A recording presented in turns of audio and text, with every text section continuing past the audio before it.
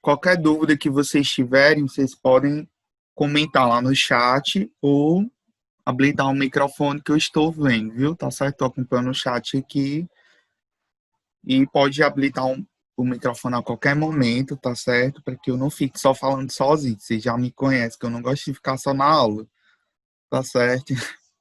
Inclusive, já tô quase sem voz, então vocês me ajudem nesse processo.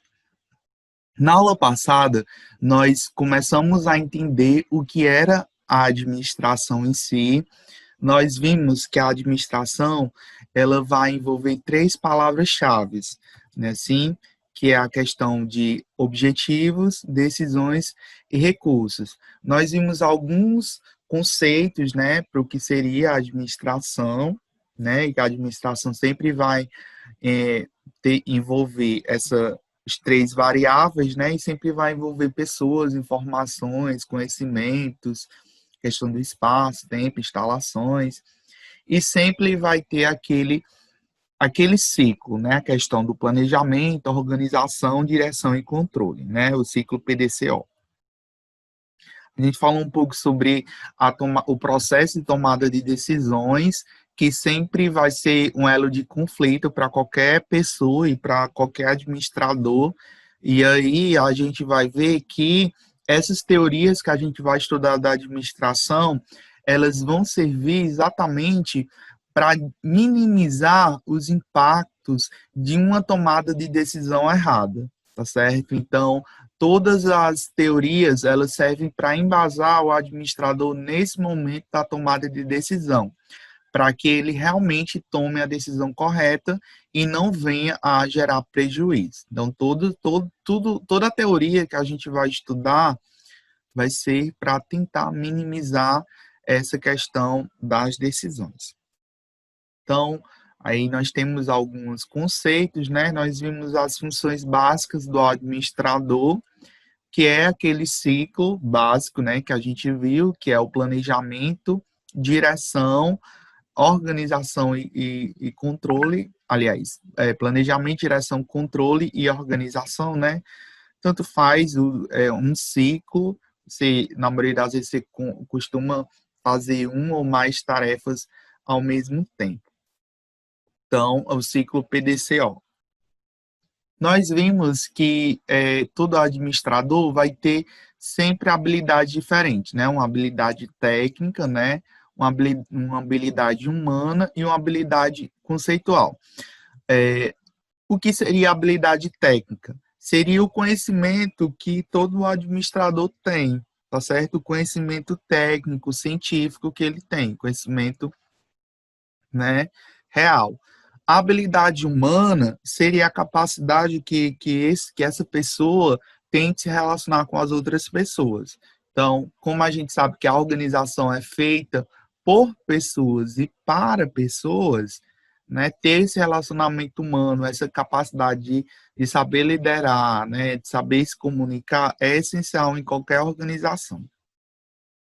E a habilidade conceitual, que é entender, né, saber o porquê, como as coisas realmente acontecem, né? Ter esse conhecimento prévio do mundo vai servir, né, para todas as tarefas que qualquer funcionário ou administrador vai executar. Então, na prática, nós temos que todas essas habilidades, né, seja técnica, humana ou conceitual, elas vão serem utilizadas em todos os níveis de uma organização, tá certo? Dentro do desenho da organização, nós temos uma certa pirâmide, né? Se a gente for considerar, no caso aqui, uma pirâmide em que nós vamos ter sempre três níveis, tá certo? Três níveis. A gente chama o nível de baixo o nível operacional. Esse nível operacional, ele é formado pelos funcionários, certo?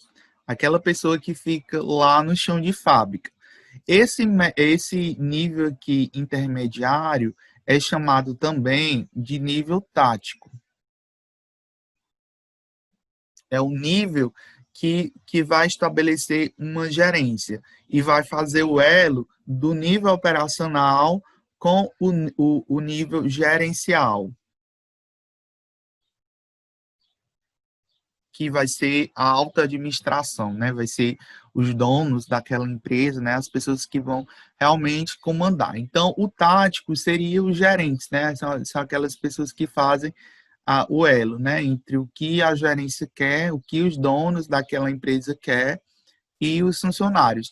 Nas grandes empresas que têm várias filiais, né? Grandes instituições, acaba que o nível tático acaba que é praticamente ele que manda, né, na organização. Ele vai seguir sempre diretriz do nível gerencial, né? Afinal, cada filial vai respeitar as diretrizes daquela, né, do dono, mas o nível tático ele tem poder, né, dentro daquela unidade em si, local daquela organização. Então, ele vai ter o poder para demitir, para contratar funcionários, para repreender, né, para estabelecer políticas dentro da organização. Lógico que seguindo as diretrizes sempre, né, do nível, né, gerencial.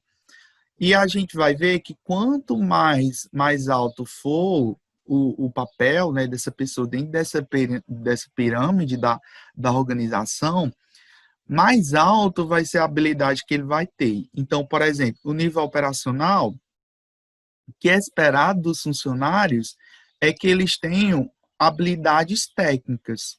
O que seria essa habilidade técnica? Que eles saibam fazer o trabalho, né? Saibam executar uma determinada função. Ou seja, se, se você tem uma loja, né, que vende móveis, é esperado que o funcionário saiba vender, né? Que o vendedor saiba vender, que o operador de caixa saiba, né, dar um troco, né, tirar uma nota fiscal, enfim, saiba fazer aquele trabalho do dia a dia. O que é esperado do gerente? Que ele tenha uma habilidade humana. Que habilidade humana é essa? Uma habilidade para saber, né, negociar, né, estabelecer relações tanto com nível técnico, então saber liderar, saber direcionar trabalhos, saber repreender de uma forma correta, né, controlar os funcionários de uma forma que eles consigam ir em direção dos objetivos da empresa. Então, ter essa habilidade humana é essencial, porque ele vai exatamente estabelecer uma ponte entre os operários, né, os funcionários, e a alta cúpula da empresa, tá certo? Então, ele vai pegar as demandas dos funcionários e tentar colocar para a alta administração da empresa e vice-versa, tá certo? Então, ter uma habilidade humana dentro dos cargos de gerência é essencial. É tanto que quando você vai fazer você vai prestar uma determinada entrevista para cargos de gerência, você obrigatoriamente você passa por testes psicológicos e o perfil maior que vai ser observado em você é sua habilidade de se comunicar e de ter relações humanas. Ou seja, vai ver sua desenvoltura, né? O modo que você fala, o modo que você age, que você interage com outras pessoas. Então, é feito muita dinâmica de grupo, né? Nessa fase de entrevista, justamente para ver como é que você se porta diante de outras pessoas, tá certo? Então, essa habilidade humana, ela é essencial dentro dos cargos da gerência.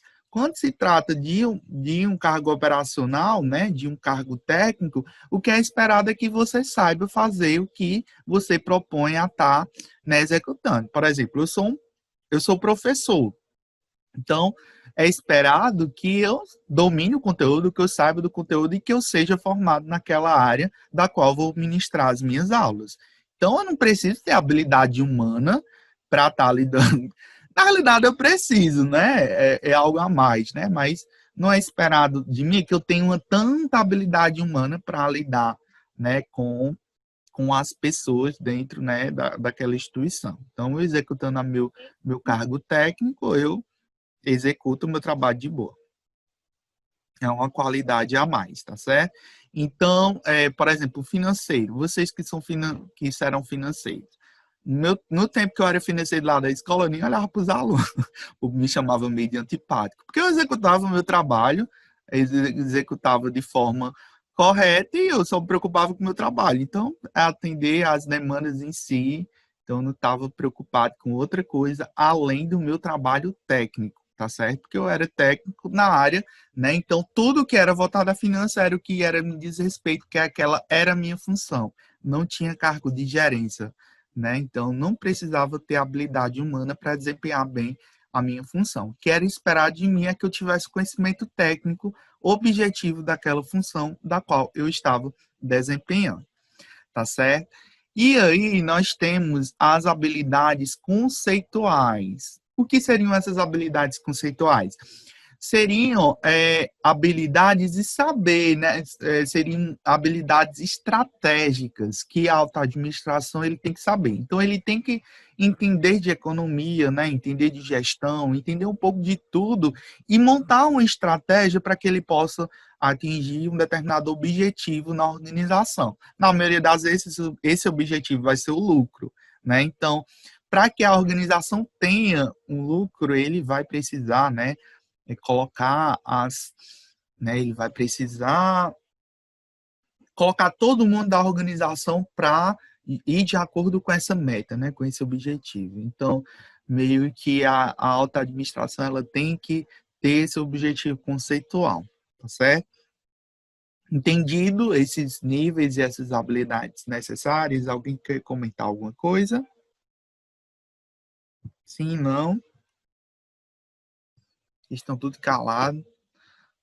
Então, por que é importante estudar administração? Então, embora o processo administrativo seja importante em qualquer contexto de utilização de recursos, a razão principal para estudá-la é seu reflexo sobre o desempenho das organizações. O principal motivo para a existência das organizações é o fato de que certos objetivos só podem ser alcançados por meio da ação coordenada de grupos de pessoas. Então, a gente sabe que todo o processo administrativo é importante, mas estudar administração é essencial para que as organizações realmente cheguem nesses objetivos. Então, a gente vai estudar uma série de teorias que vão nos trazer o norte, tá certo? Vão nos dar uma direção para executar bem o nosso trabalho, seja funcionário, né, seja um gestor futuro. Então, na atualidade, as organizações assumiram importância sem precedentes na sociedade e na vida das pessoas. E principalmente quando a gente fala, né, do capitalismo, né, no sistema capitalista, que é formado basicamente, né, que incentiva a propriedade privada e incentiva as organizações do segundo setor. Então, quanto mais empresas tiver, né, melhor para o sistema capitalista, né? O sistema capitalista não funciona sem as empresas, né? E as empresas, elas trazem trabalho, né, para as pessoas, né? Elas contribuem, elas têm uma função social dentro do nosso sistema econômico. Então, o mais importante saber é que administrar, né, é tomar decisões, mais importante que vocês sabem. Administrar é tomar decisões, administrar é administrar pessoas e administrar é trabalhar com informações. Isso é muito importante quando a gente coloca esse contexto de informações, porque todo dia nós somos bombardeados de informações, tá certo? E até vocês. Todo dia vocês são bombardeados de informações. Se vocês forem perceber, por exemplo, antes a gente tinha uma dificuldade enorme de acesso à informação. Se antes, por exemplo, eu ainda me lembro ainda que antigamente, quando eu estava lá no ensino médio e logo no começo da faculdade, se eu quisesse, por exemplo, o professor passasse um trabalho para mim e eu quisesse, né, pesquisar, eu tinha que ir para o livro, tinha que ir para a enciclopédia, tinha que pesquisar, né? Porque o acesso à informação era um meio que precário. Hoje em dia, vocês têm acesso a qualquer coisa, a qualquer informação nas mãos de vocês. Você bota lá no celular, pesquisa lá no Google e consegue encontrar qualquer informação. Então, o acesso à informação hoje é fácil. O difícil é saber que informação é correta e que informação é errada. Então, vocês, por um lado, vocês têm um bombardeio de informações todo dia, mas a grande tarefa e o grande desafio é trabalhar com essas informações, é saber utilizar essas informações de forma correta para que elas possam gerar resultados, né? Gerar objetivos. Então, esse é o desafio, né? Então, saber utilizar essas informações para um determinado objetivo. Então, dentro da empresa, você tem várias informações, você tem informações do setor financeiro contábil, né? Então, você vai ter o balanço patrimonial, você vai ter o DRE, você vai ter taxa disso, taxa daquilo, está gastando tanto de imposto, está gastando tanto com taxa tal. Você tem informações do setor pessoal, fulano fez isso, fulano fez aquilo, a máquina tal quebrou, né? Então, você tem informações toda hora. Então, o grande desafio, né, para os administradores é saber utilizar essas informações de forma correta, né? Saber tomar decisões para que essas informações sejam utilizadas, né, de acordo com os objetivos. Então, basicamente, administrar e fazer essas três coisas: tomar decisões, administrar pessoas e informações. E você só vai conseguir ser um bom administrador se você conseguir fazer as três coisas.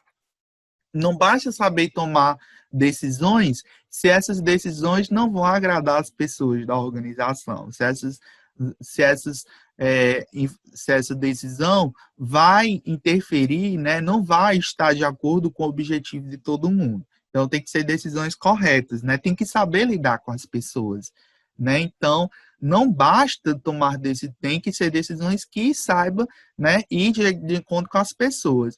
E não basta você saber tomar decisões e administrar certas pessoas se você não conseguir trabalhar, administrar o que você tem lá de informação. Então, se a organização está gastando demais em certo ponto, então você tem aquela informação, mas você precisa administrar para contornar aquela situação. Então, diminuir um certo gasto, né, conversar com aquela pessoa.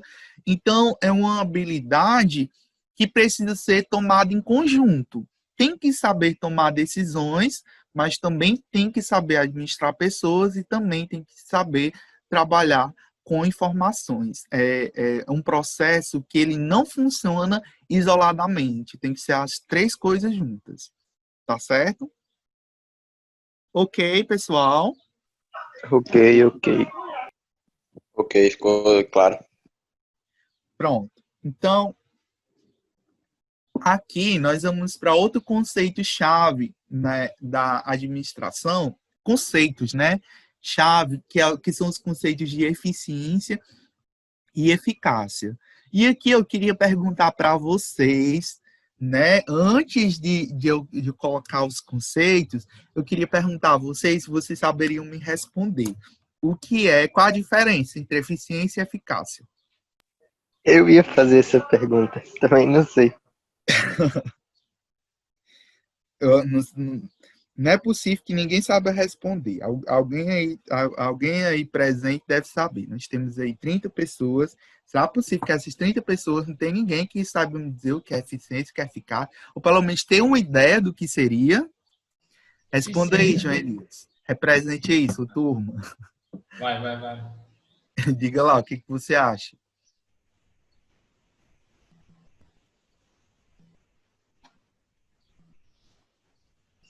Mas responda no microfone, responda para a gente ouvir sua voz. A gente não está escutando. Professor, Tô ouvindo agora. tá escutando? Tô escutando. Eficiência é uma pessoa ou objeto do que trabalha com com rapidez e com excelência. E Exato. eficácia, um objeto que é excelente no que ela faz. É pelo que eu entendo. Você aceitou o conceito de eficiência, mas não aceitou o conceito de eficácia. Foi quase, bateu na trave. Mas parabéns, tá certo? Pela coragem e parabéns, né, por ter acertado o Como conceito de eficiência. Mas o é que como se seria? eficiência fosse o processo e eficácia já fosse o resultado? Ah, exatamente. Quem falou aí? Eu Eu, não vi. Miguel Lucas. Miguel Lucas. Pronto. Miguel Lucas foi assim, direto assim, no gol, certo? Ele acertou. Eficiência, como ele disse aí, exatamente tinha a ver com o processo. E eficácia é o Capacidade de ser efetivo, né? é o resultado. Aí eu vou dar um exemplo que vocês nunca mais vão esquecer.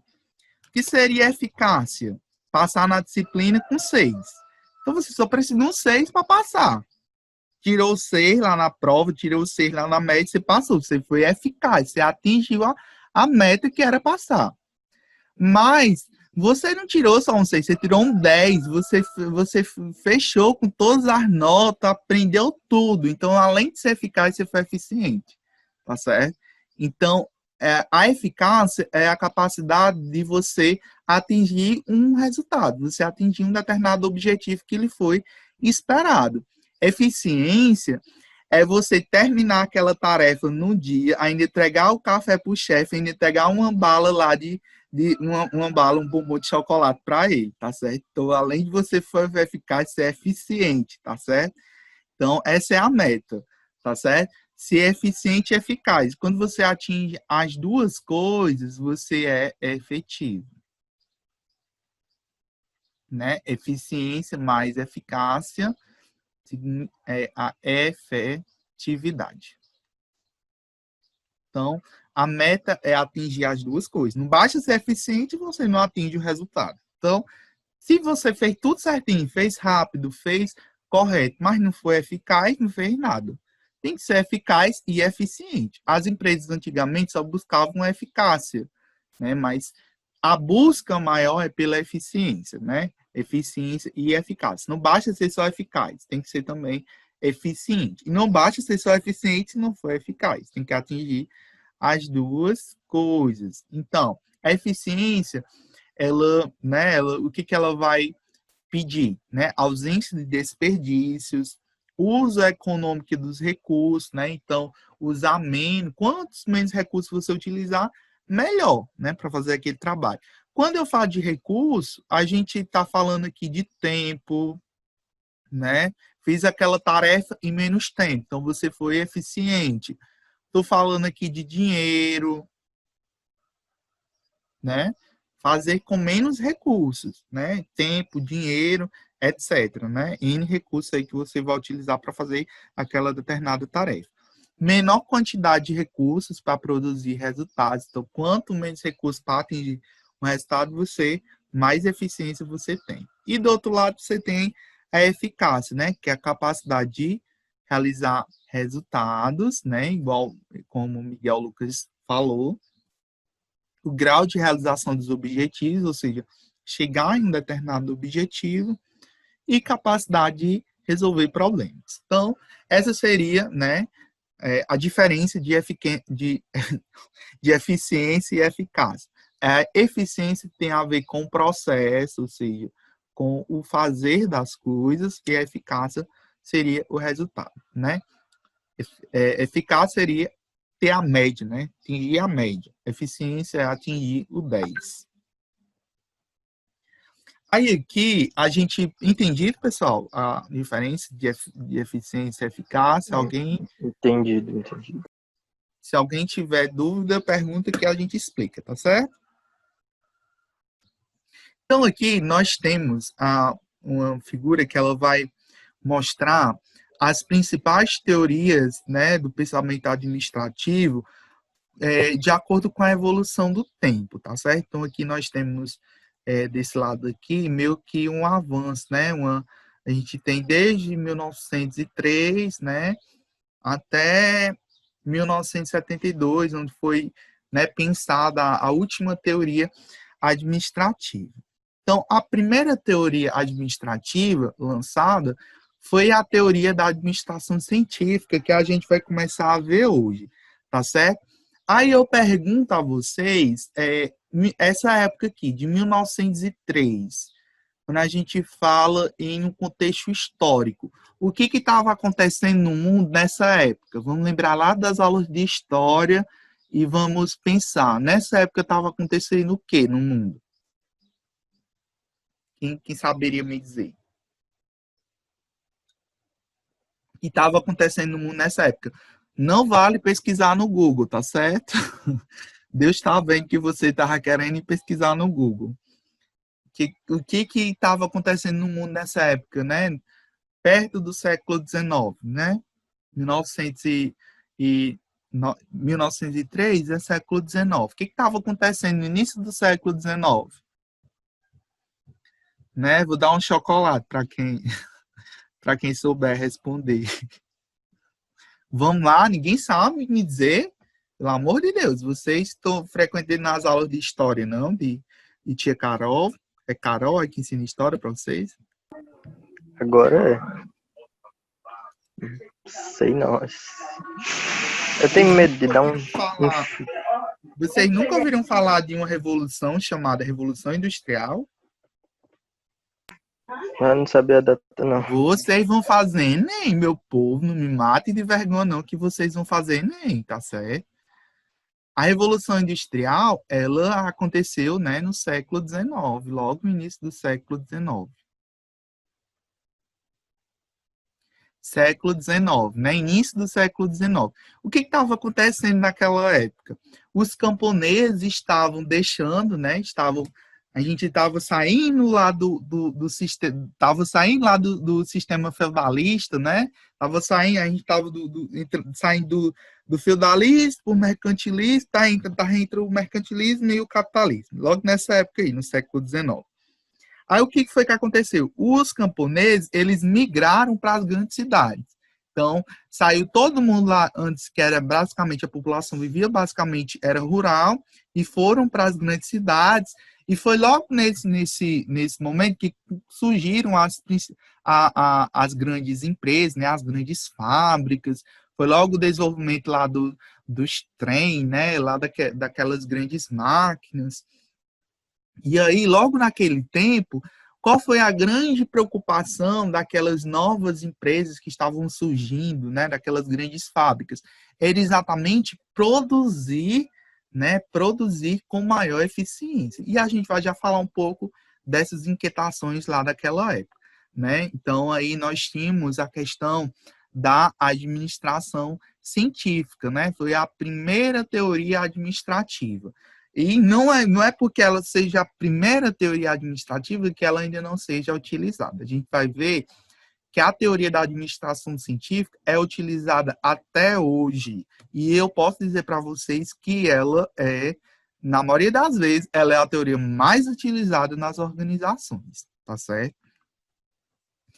De 1909, né, um pouquinho, né, depois do tempo, ainda naquele processo de revolução industrial, a gente precisou organizar melhor as empresas, né, porque, pensa, o que estava acontecendo? As empresas estavam surgindo, né, era um movimento nascente, ou seja, a estrutura das empresas estava começando, então meio que precisava se organizar, porque era uma bagunça, pensa lá, não existia empresa antes. Então, a gente precisava organizar aquilo. Então, meio que alguns teóricos foram desenvolvendo uma melhor organização, né, das empresas em si. Com isso, um grande teórico, né, chamado Henry Fayol, né, e Ford também foi um dos precursores também dessa teoria, né? A gente vai estudar um pouquinho sobre Ford, né, o modelo de carro de Ford, né, onde todo mundo podia ter um carro naquela época, desde que fosse preto, né, e fosse do modelo T dele, né? E aí surge a segunda teoria, que é aliás, surge a teoria da burocracia, né, no caso, para organizar melhor a organização. Falei um pouco de burocracia na aula passada.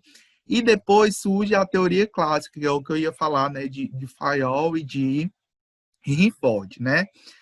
No primeiro momento surge a teoria da burocracia justamente para organizar, né, aquelas organizações, já que estava todo mundo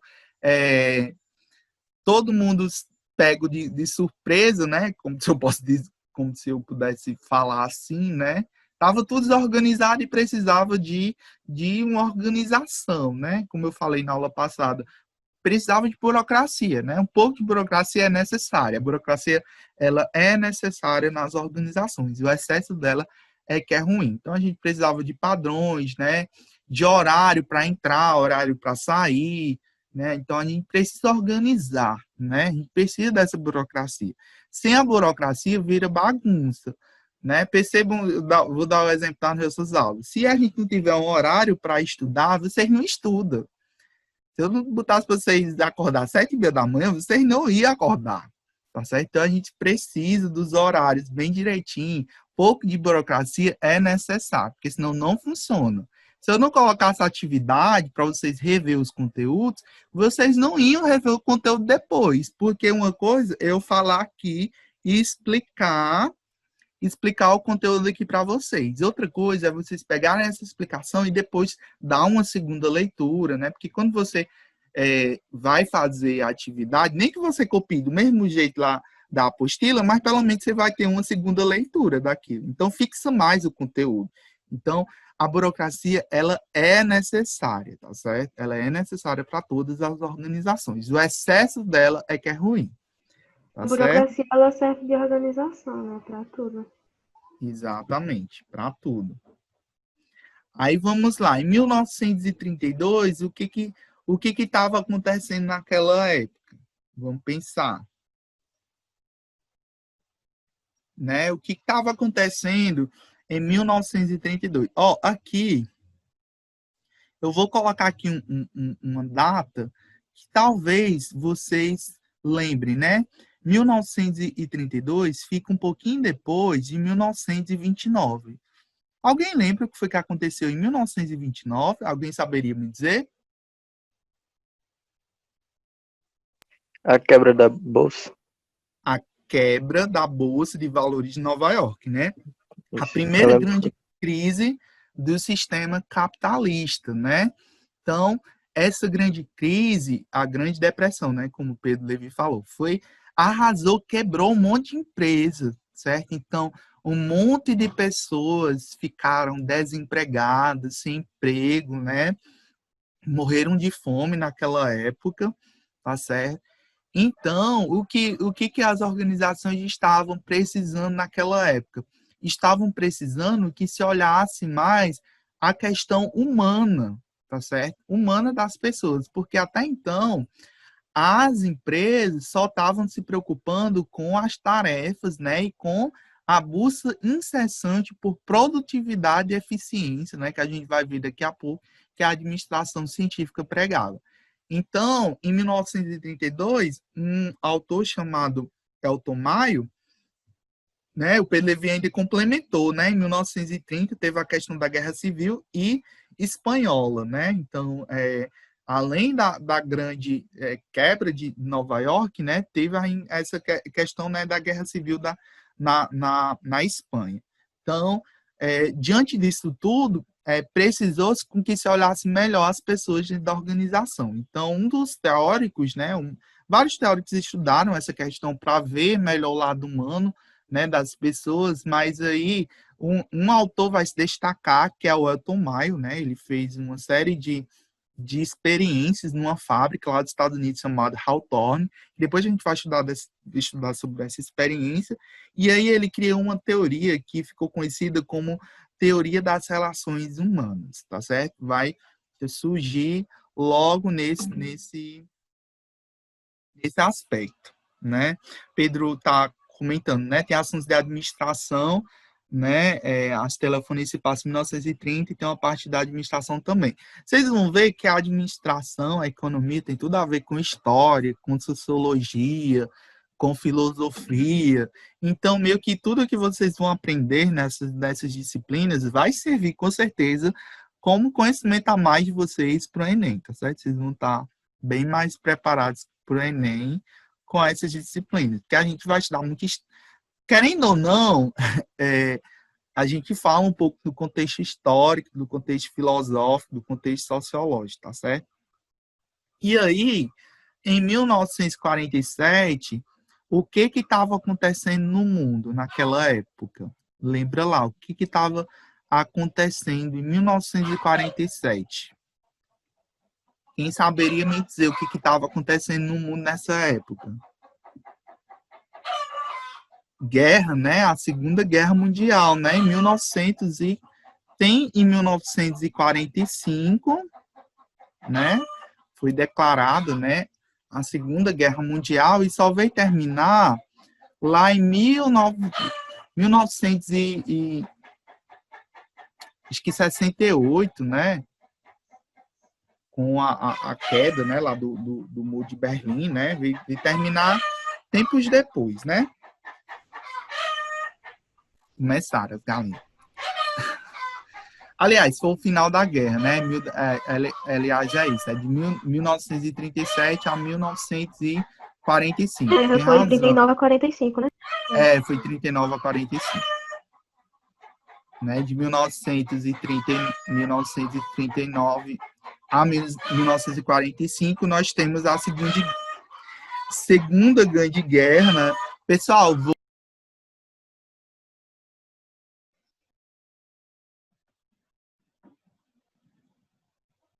então, como o Pedro Levi estava falando, então nesse tempo, né? Não sei se foi que colocou. Então eu errei, né? 1945 é o fim da Grande Guerra, né? Da Segunda Grande Guerra Mundial.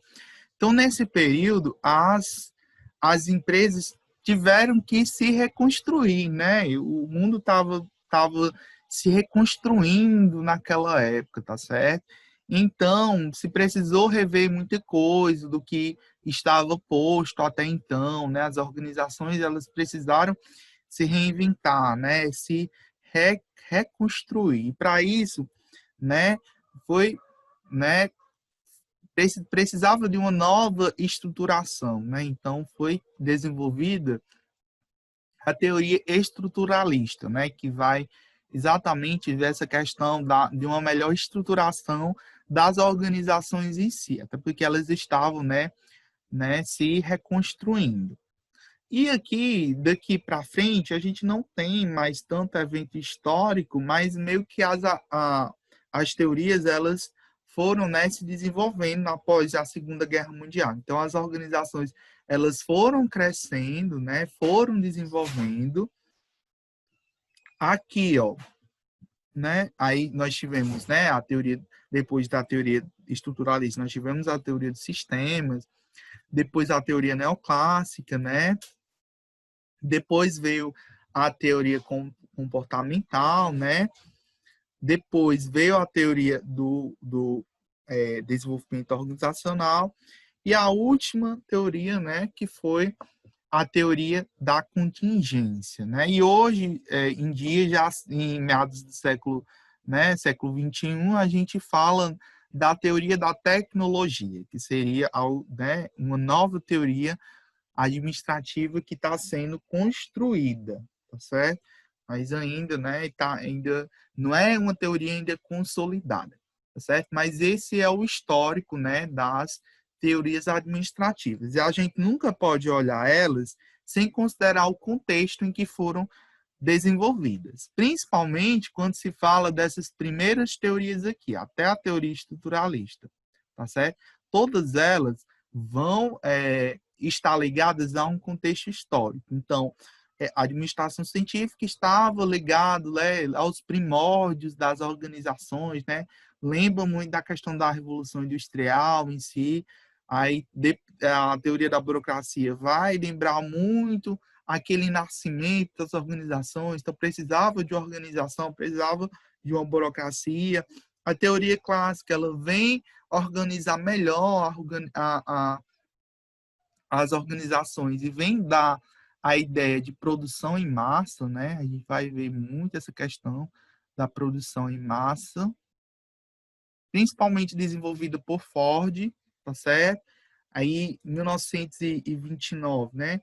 A gente teve a Grande Depressão, né? Em 1932, precisou-se criar uma teoria para melhorar esse aspecto humano nas organizações, né? Através das relações humanas.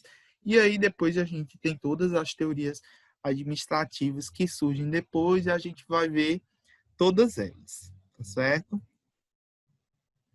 E aí, a gente vai ver que todas essas teorias, elas vão ter uma ênfase específica, tá certo? A teoria da administração científica, ela vai ter uma ênfase nas tarefas. Então, o que estava posto até então é que o principal a ser feito dentro dessa teoria é as tarefas. A gente vai ver um pouquinho sobre a administração científica hoje. E os enfoques dela é na questão da racionalização do trabalho, ou seja, executar o trabalho de uma forma mais eficiente, tá certo? Então, a busca, né, da administração científica é a busca da eficiência.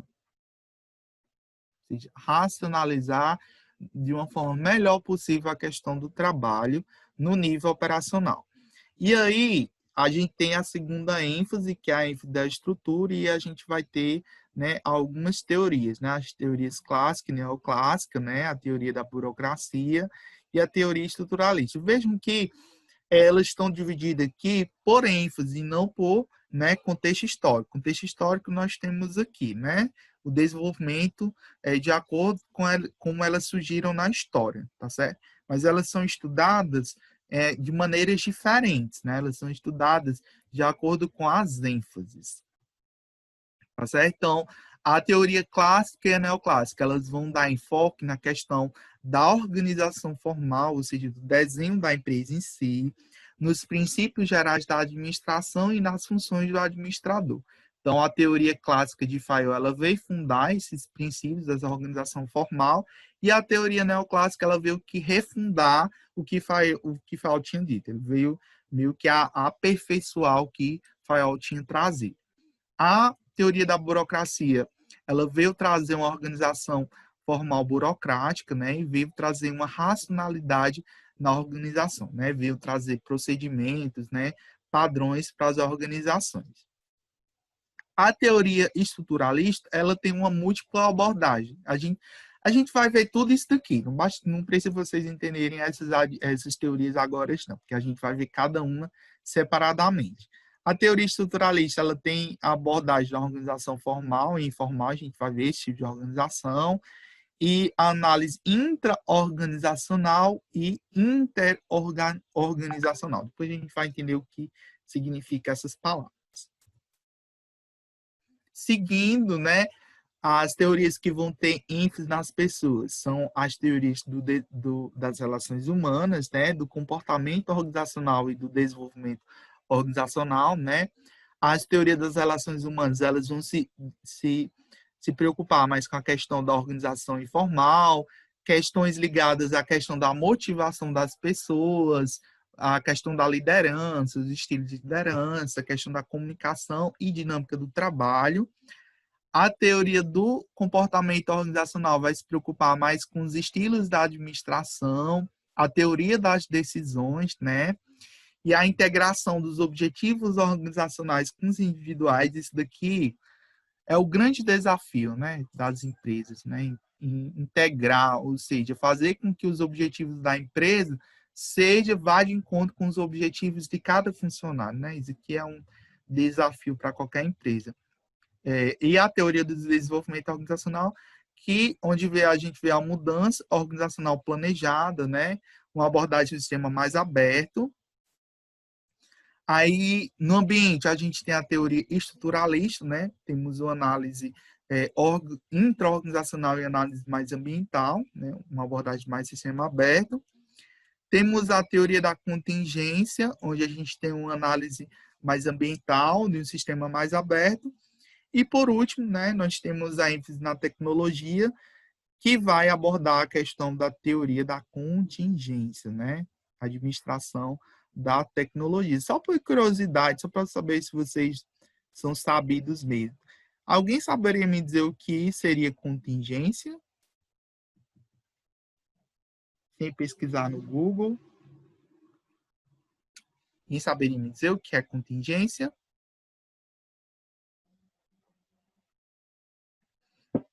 O que é contingência?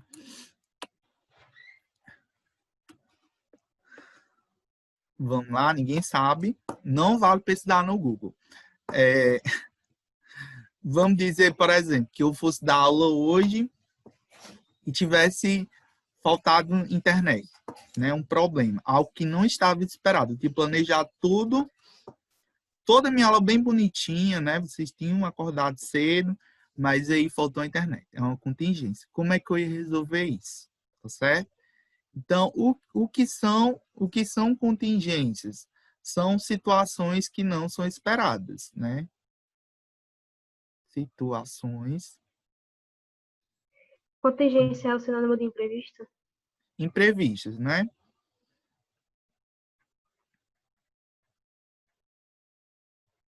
Então, é você, por exemplo, eu ir para a escola, né? Ir para o trabalho e o pneu da minha moto furar. Então, o grande desafio dos administradores hoje em dia é administrar as contingências que surgem a qualquer momento. O pneu que fura, a máquina que quebra, o funcionário que falta, né? Então, o grande desafio é prever, saber como lidar com esses imprevistos, né? Com essas situações que não estavam esperadas. E esse é o grande desafio, é se prever e tentar, né? Superar isso, né? Então, é o grande desafio de todo administrador. Quando surgiu, por exemplo, quando surgiu essa pandemia, logo no começo dos 15 dias, aí todo mundo pensava, né? Não, vai ser só 15 dias, vamos voltar. E minhas disciplinas têm muito cálculo, né? Vocês perceberam, né, pela grade curricular, que tem uns cálculos, e principalmente no primeiro semestre, que tinha matemática financeira. Aí eu pensei, meu Deus, isso daí não vai durar só 15 dias, não. Como é que eu vou dar minhas aulas de matemática financeira? Aí lá vai eu para o YouTube pesquisar como é que o povo, né, dava aula de matemática. Eu já visualizava, né, já via muito vídeo aula e via, né, que o povo utilizava muito mesa digitalizadora. Aí o que foi que eu pensei? Vou comprar uma mesa digitalizadora, porque senão como é que eu vou conseguir dar aula de matemática para esses alunos online, né, sem lousa? Como é que eu vou escrever? Como é que eu vou fazer os cálculos? Foi que eu fiz, logo 10 dias depois que tinha, eu fui e comprei a mesa digitalizadora. Eu até perguntei, Domingos, tu acha que isso vai durar só 15 dias? Vai, não invista não, isso daí tu vai passar os 15 dias. Aí, beleza. Eu comprei, no tempo que eu comprei a minha mesa digitalizadora, eu comprei foi 250, foi 250 ou foi 260. Beleza, comprei, chegou com uns 15 dias depois, né? Depois que tem uns 30 dias da pandemia, chegou. Aí, ou seja, de 15 dias de abril, logo foi em março para abril, nós já estamos em quase 6 meses, né? E ainda estou com minha mesa. Vocês sabem quanto é que está a mesa digitalizadora agora? A mesma que eu comprei, já está mais de R$ 500, né? A inflação aí, o preço que subiu de 260 para, né, quase 500. Ou seja, minha visão, meu conhecimento de administração me fez perceber, né? Me fez perceber que seria uma necessidade, né? Aconteceu uma situação inesperada e eu sabia que não ia ser só 15 dias. Eu sabia que isso ia demorar. Então, eu já previ, já vi logo como contornar essa situação e já dei uma saída, né? Para que eu pudesse dar, mesmo à distância, mas para que eu pudesse dar minhas aulas com o mínimo de qualidade possível. Então, fui, né? Comprei a mesa digitalizadora e tá dando certo até agora, né? Tô conseguindo dar minhas aulas, né? Não é do mesmo jeito que o presencial, não é o mesmo jeito, mas tem uma qualidade maior do que não ter, ou mesmo que usar o papel, né? Então, a gente faz o que pode, né? Diante das nossas possibilidades, né? Então, eu estou dando o meu melhor da forma, né, que eu pude. Então, tentar se prever, né? O grande desafio de qualquer pessoa, de qualquer administrador é isso, é tentar se prever para as contingências. Tá certo? Então, se a gente for ver as teorias organizacionais, a gente tem basicamente essas três ênfases, aliás, essas 5 ênfases, né? Nas tarefas, né? Mais para a questão da teoria da administração científica, ênfase na estrutura, né? Teoria clássica e neoclássica, né? A ênfase no ambiente, questão da teoria estruturalista, né? Teoria dos sistemas, ênfase nas pessoas, teoria das relações humanas, comportamental, né? Teoria do desenvolvimento organizacional, e por último, a tecnologia, mas a questão da teoria da contingência e a teoria em si da tecnologia, que é a última teoria que está sendo fundada, tá certo? E aqui a gente já vai para a primeira teoria administrativa. A gente começa a ver ela hoje e, no caso, a gente vai terminar de ver ela na próxima semana, tá certo? Inclusive, o fichamento que ia ser, eu vou deixar para vocês fazerem o fichamento só próxima semana, e que eu acho que vocês devem estar, né, sobrecarregados de tarefas. Então, não vou colocar mais uma para vocês essa semana, não, tá certo? Vai ficar para a próxima semana, vocês vão ficar livres de fichamento por essa semana, mas vai ficar para a próxima.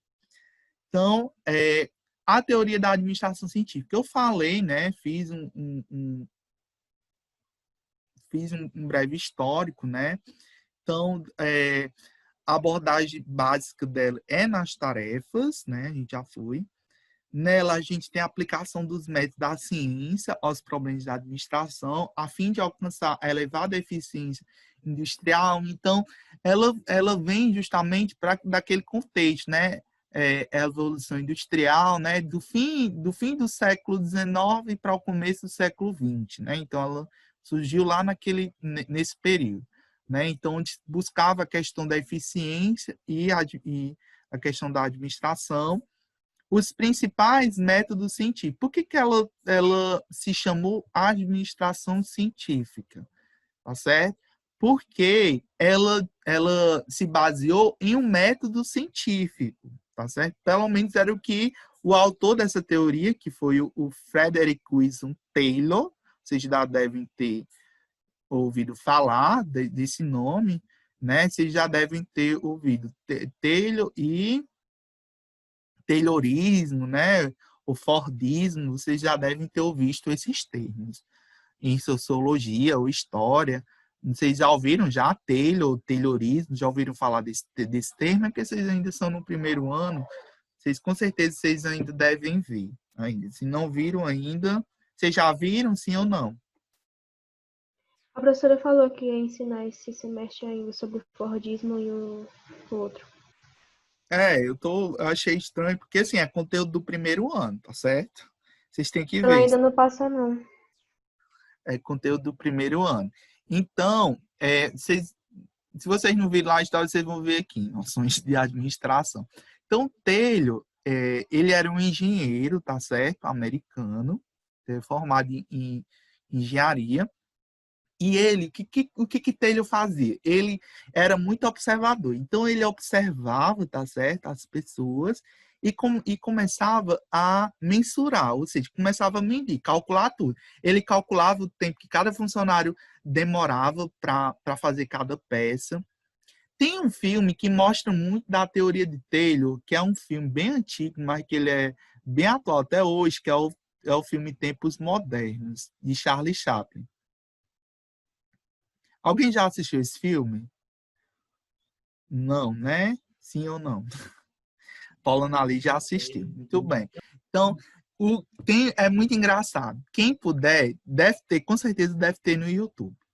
Então, quem tiver curiosidade para ver, assim, tem que ter paciência, porque é um filme mudo, né? Lembra que foi feito basicamente nessa época. É um filme mudo, mas é muito engraçado.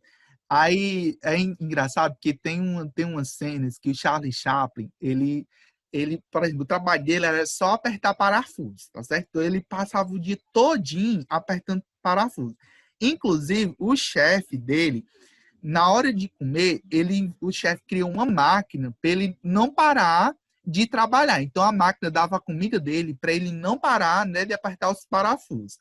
E ele era tão acostumado a apertar os parafusos, quando ele saía da fábrica, ele ia com o mesmo movimento, né? Porque ele só fazia aquilo, né? Esse filme, ele retrata muito essa visão da administração científica de Taylor, da máxima, né, eficiência, da repetição, né? Da ênfase na questão das tarefas. Então, a preocupação original, né, de Taylor era eliminar o fantasma do desperdício, né, e das percas sofridas pelas indústrias e elevar os níveis de produtividade por meio da aplicação de métodos e técnicas da engenharia industrial. Eu vou passar um vídeo aqui, aí depois eu vou explicar essas ideias, tá certo? Deixa eu ver aqui como é que eu faço para compartilhar. Se vocês não conseguirem ouvir, aí vocês me dizem, tá certo? Eu vou passar primeiro o vídeo, aí depois eu explico. O Vinícius está perguntando qual é o nome do filme. Tempos Modernos, de Charlie Chaplin. Eu vou botar aqui. Taylor afirma que seu plano acabará com as greves. O que a ciência fez para a extração do carvão? Vocês estão ouvindo? É bem baixinho, mas dá para ouvir. A administração científica é a aplicação do bom senso. Denunciado o plano científico. O trabalho científico é combatido.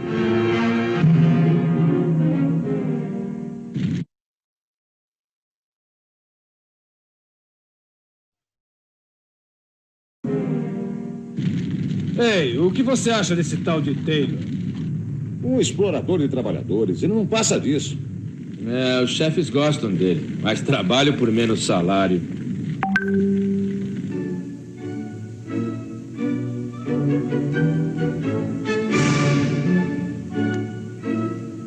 Sr. Taylor, o senhor não acha que a administração científica é apenas um modo de trabalhar mais depressa? Frederick Taylor e a Administração Científica. Distribuído no Brasil por Ciamar. Nestes últimos 150 anos, uma das principais questões com que se defrontam todas as nações industrializadas tem sido como poderemos aumentar a produtividade e, ao mesmo tempo, aumentar a satisfação do trabalhador. Já que a falta de uma resposta talvez seja a causa do nosso grande número de problemas econômicos e sociais, muitas pessoas tentaram uma solução. Uma das tentativas mais significativas foi feita pelo engenheiro industrial norte-americano Frederick Winslow Taylor. Em 1911, Taylor publicou um livro, Princípios de Administração Científica, no qual propôs métodos de trabalho objetivando aumentar a produtividade. Ele também afirmava que a administração científica, como denominou seu método, resultaria em menos esforço físico e, portanto, maior satisfação do operário. Esta foi, sem dúvida, uma época memorável.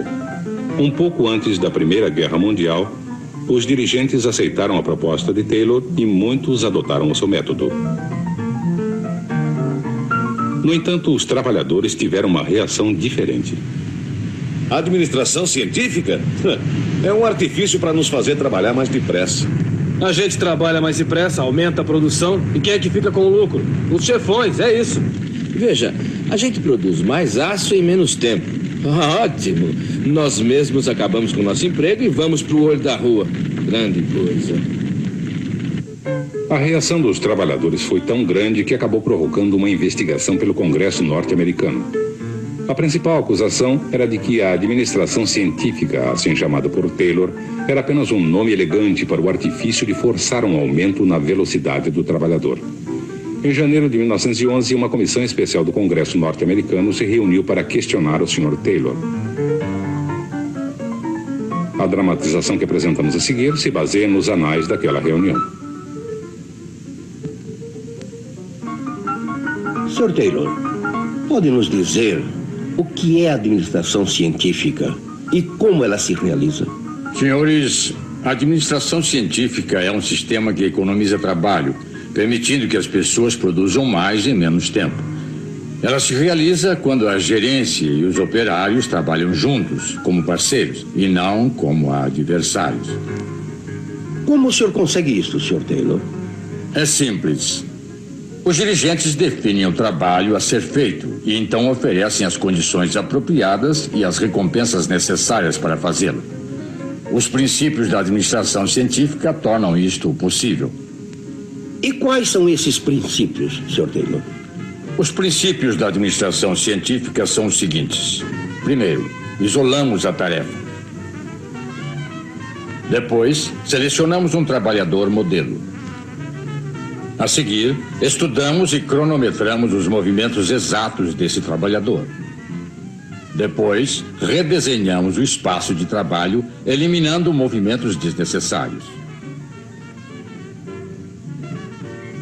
Finalmente, treinamos o trabalhador quanto a um modo melhor e mais eficiente de desempenhar essa tarefa. Ah, entendo. Pode nos dar um exemplo específico? Certamente. O Sr. Frank Gilbert obteve sucesso ensinando um grupo de pedreiros a assentar tijolos de modo mais eficiente. Antes, eles faziam 18 movimentos, mas o Sr. Gilbert reduziu a tarefa para 5 movimentos ao elevar os tijolos ao nível das mãos do pedreiro. Isto eliminou muitos movimentos desnecessários e aumentou substancialmente a velocidade do trabalho. Os princípios da administração científica permitiram que ele alcançasse esses resultados. Mas eu fui informado que o novo método do Sr. Gilbert aumentou a produtividade dos pedreiros em cerca de 300%. E, no entanto, os salários aumentaram apenas 30%. O senhor considera isso justo? É claro, porque pelo novo método do Sr. Gilbert, o pedreiro passou a usar cerca de 1/3 da energia que usava antes. Ele ganhou 1/3 a mais por apenas 1/3 do esforço.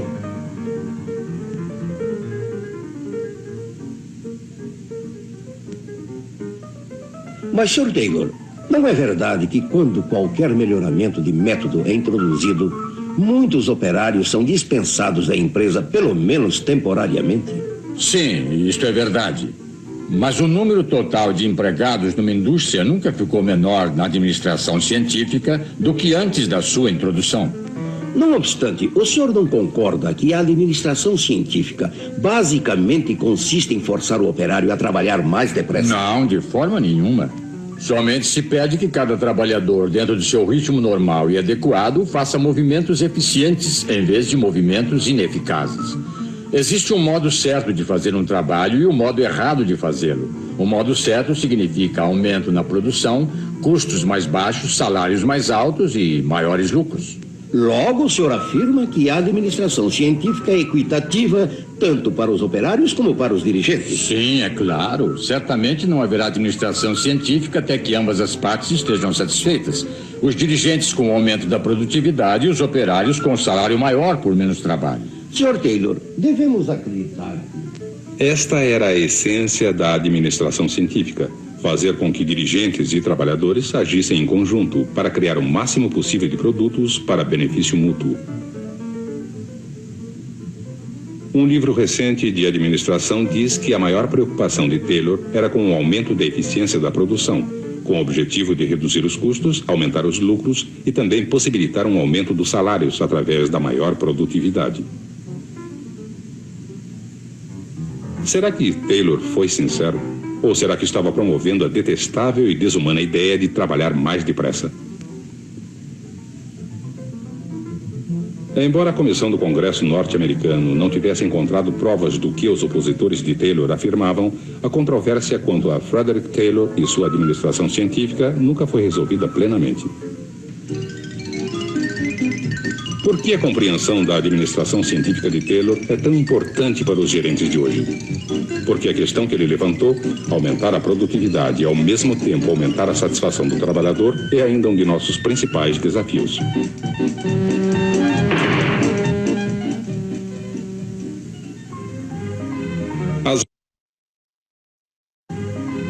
As respostas de Taylor são relevantes até hoje. As soluções que ele propôs foram: primeiro, análise do cargo e treinamento, com ênfase especial no retreinamento, particularmente na indústria pesada. Segundo, proporcionar recompensas apropriadas, tais como o pagamento de incentivos e participação nos lucros. E por último, aumentar o grau de cooperação entre a direção e o empregado, introduzir círculos de qualidade, por exemplo. Será que Taylor foi sincero? A pergunta é um tanto acadêmica. Embora seja verdade que os estudos de tempo e movimento que ele introduziu foram muitas vezes usados abusivamente pelos dirigentes, os seus conceitos, na verdade, são básicos para a produção eficiente e para o uso crescente de robótica em nossos dias. Mais importante que os aspectos tecnológicos da proposta de Taylor está o fato de que o gerente de hoje pode se beneficiar de sua persistência e manter um relacionamento altamente cooperativo entre o operário e a direção. Afinal, é da qualidade desse relacionamento que depende a produtividade da organização. Dirigentes, os seus conceitos, na verdade, são básicos para a produção eficiente e para o uso crescente de robótica em nossos dias. Mais importante que os aspectos tecnológicos da proposta de Taylor está o fato de que o gerente de hoje pode se beneficiar de sua persistência e manter um relacionamento altamente cooperativo entre o operário e a direção. Afinal, é da qualidade desse relacionamento que depende a produtividade da organização.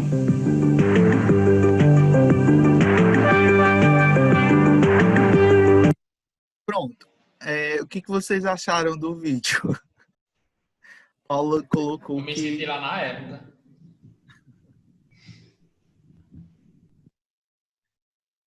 Ele é muito, tipo, o cara, ele faz um cálculo para o cara fazer, tipo, usar um terço da energia que usava e produzindo muito mais, mas em compensação, tipo, ganhando só um terço. Aí a justificativa dele é que o empregado ganhou 2/3 da sua energia, porque agora ele só usa um terço. Então agora ele só vai ganhar mais um terço do seu salário.